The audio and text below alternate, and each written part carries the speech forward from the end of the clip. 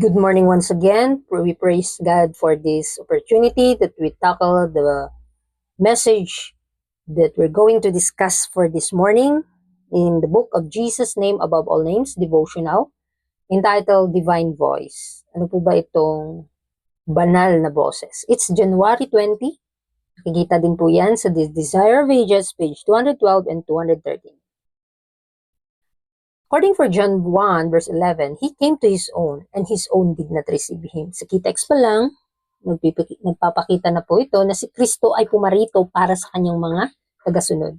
Ngunit mismo ang kanyang mga tagasunod ay hindi tumatanggap sa kanya.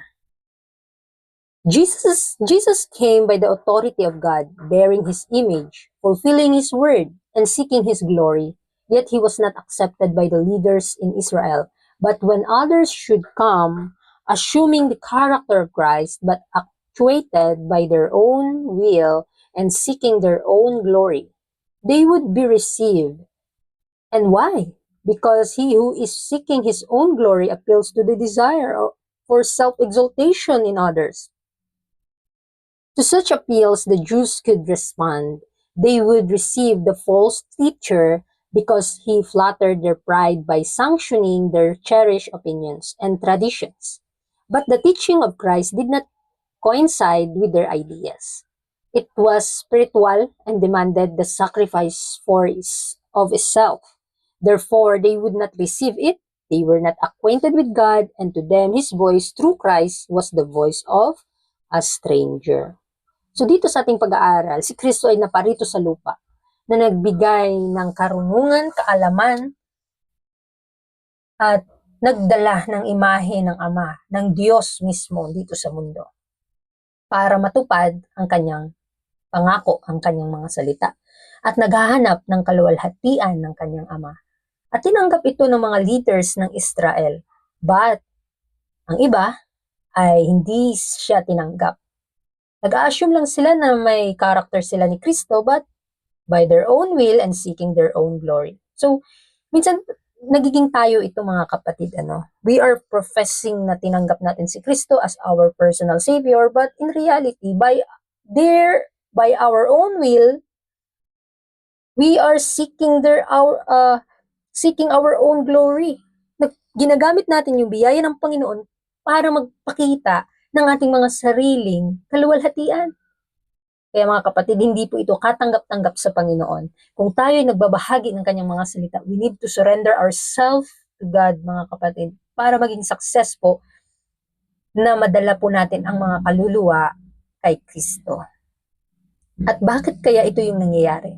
Dahil kung sino ang naghahanap ng kanyang sariling kaluwalhatian, sa kanyang sariling karunungan, sa kanyang pagpapataas sa sarili, hindi ito sinasang-ayunan ng ating Panginoon. Because parang minamalaki lang natin yung ating pride at hindi ito ninanais ng Panginoon sa kanyang tagasunod. Kaya nga tayo nakakaalam ng katotohanan, huwag nating ipagmayabang ang katotohanan na meron tayo. Unless atin po itong ituro sa mga tao na si Kristo ay nagsakripisyo para sa ating kaligtasan. Kaya nga, demanded ngayon ang spiritual natin, nagbibigay ng paalala na kailangang isakripisyo ang ating mga sarili, tanggapin ang mga pagpapala ng Panginoon na maitago natin ang ating mga sarili sa likuran ng sakripisyo ng Panginoon.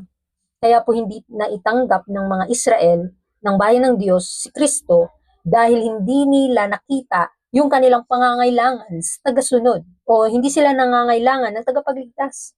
Kapag nakikita natin yung ating mga sarili na mas okay tayo kaysa sa kanila, mas banal tayo kaysa sa iba, dito mapapansin natin na hindi natin kayang tanggapin si Kristo as our personal Savior. Kaya nga mga kapatid, paalala sa atin na kailangang tanggapin natin si Kristo kung nakikita natin sa sarili natin na tayo ay nagkakasala at nagkakamali. Kaya kapag naririnig natin yung boses ni Kristo, hindi natin familiar. Kasi nasa ating mga sarili, sa boses lang ng kaaway tayo nakikinig, sa ating mga sarili tayo, o fina-flattered natin ang ating mga sarili. Is not the same thing repeated in our day? Are there not many, even religious leaders, who are hardening their hearts against the Holy Spirit, making it impossible for them to recognize the voice of God? Are they not rejecting the Word of God that they may keep their own traditions? Ito po yung tanong sa atin sa ating panahon ngayon.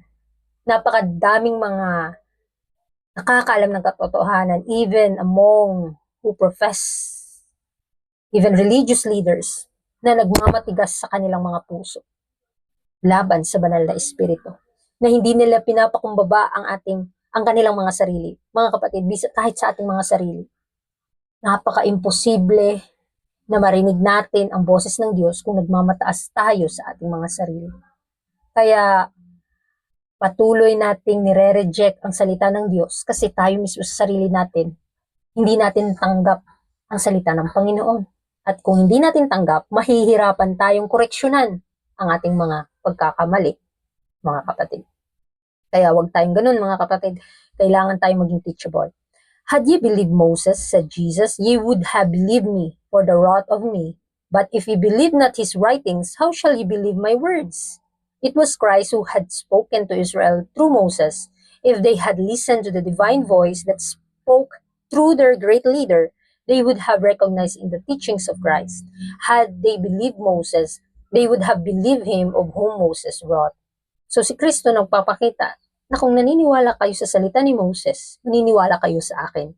Kasi ako ang nauna kay Moses. Kaya mga kapatid, it was Christ who had spoken to Israel through Moses.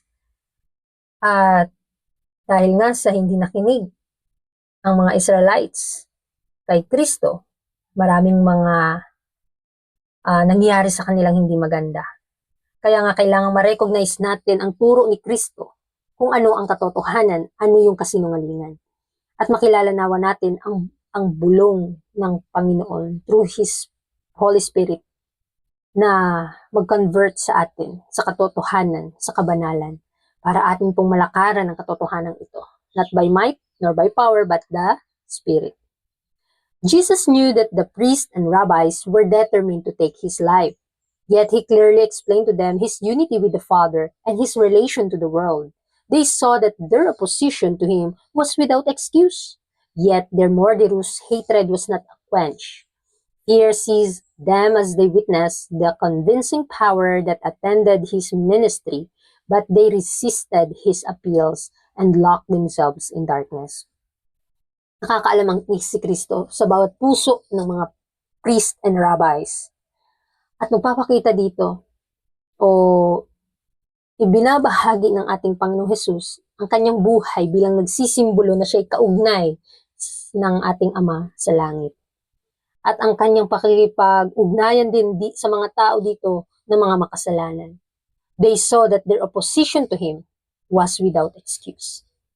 Ina-oppose pa rin si Christ nung nandito siya sa mundo. Na siya ay mamamatay tao, kahit na nakita niya sa sarili niya, nakita ng mga tao si Kristo na nagsakripisyo, ina-oppose pa rin si Kristo. Binibigyan pa rin siya ng mga masasakit na salita. Nakakatakot mga kapatid. Kaya nawa, yung convincing spirit, yung convincing power ay sumaatin na gaya ng buhay ni Kristo. Yun yung magka-convert sa atin sa katotohanan. Pero nakakalungkot lang dahil napakadaming nag-reject sa katotohanan, ginagawang kadiliman. Kaya nagiging madilim po yung liwanag na meron sa kanila. They had signally failed to subvert the authority of Jesus or to alienate the respect and attention of the people, many of whom were convicted by His words. So napakadami mga kapatid na na-convert sa salita ng Diyos. Kahit na patuloy na dumadami ang kasamaan sa mundong ito, patuloy na lumalawak ang gawain at nagiging success ang mga gawain, ang gawain ng Panginoon. Sa pamamagitan ng kanyang banal na espiritu, pinaintindi sa kanyang tagasunod at pinakita ng kanyang bayan kung ano ang ugali ng ating Panginoon. Nawa ganito din po tayo, ma-reflect na po yung character ni Christ sa atin. Yun na lamang po ang hinihintay ng buong langit para tayo makatanggap ng korona ng buhay. For the reflection po, how can I hear Jesus clearly and follow His leading when He speaks to me? Naririnig po ba natin ang boses ng ating Panginoon? Naiintindihan po ba natin ano yung kalooban niya sa atin? Kung panay ang ating binabasa ay mga makamundong babasahin, at ang ating pinanonood ay sa mga makamundong tanawin, paano natin marirecognize kung ano yung boses na ating pinapakinggan? Paano natin malalaman kung si Kristo ba ay nagsasalita para sa atin? Siya ba nagdadala sa ating mga puso at isipan? Siya ba nagkokontrol sa buhay natin ngayon? Mga kapatid, napakadaming mga pakanaang kaaway para mawala yung isipan natin sa katotohanan. Pero ang nakakatakot, kung hindi na natin maririnig ang salita ng Panginoon dahil iba na yung pinapakinggan natin.